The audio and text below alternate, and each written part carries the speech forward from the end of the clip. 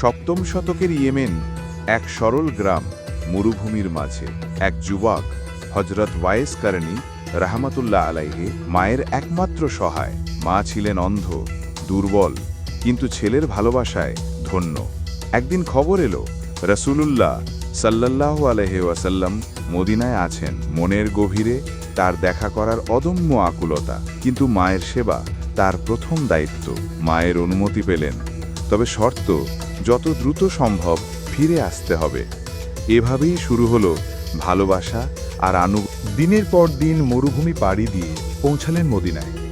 সেখানে গিয়ে জানলেন রাসূল সাল্লাল্লাহু আলাইহি ওয়াসাল্লাম মদিনার বাইরে। চোখে একটুখানি বিষাদ, কিন্তু মন বলল মায়ের সেবা আগে। পেছনে না তাকিয়ে তিনি ফিরে গেলেন ইয়েমেনে, রেখে গেলেন ত্যাগের এক অনন্য দৃষ্টান্ত। কয়েক বছর পর পবিত্র হজের ময়দানে উমর ইবনে খাত্তাব রাহমাতুল্লাহ আলাইহি ও আলী ইবনে আবি তালিব রাহমাতুল্লাহ আলাইহি তাকে চিনলেন, আর তার কাছে তারা দোয়া চাইলেন, যেমনটি রাসূল সাল্লাল্লাহু আলাইহি ওয়াসাল্লাম নিজেই বলে গিয়েছিলেন। একজন ব্যক্তি ইয়েমেন থেকে তোমাদের কাছে আসবেন, যার নাম হবে ওয়াইস। তিনি আমাকে কখনো দেখেননি, কিন্তু তিনি আমাকে গভীরভাবে ভালোবাসেন, আর আমিও তাকে ভালোবাসি। তিনি তার মায়ের সেবা করেছেন, এবং তাকে এমন ক্ষমতা দেওয়া হবে যে তিনি অন্যদের জন্য দোয়া করলে আল্লাহ তা কবুল করবেন।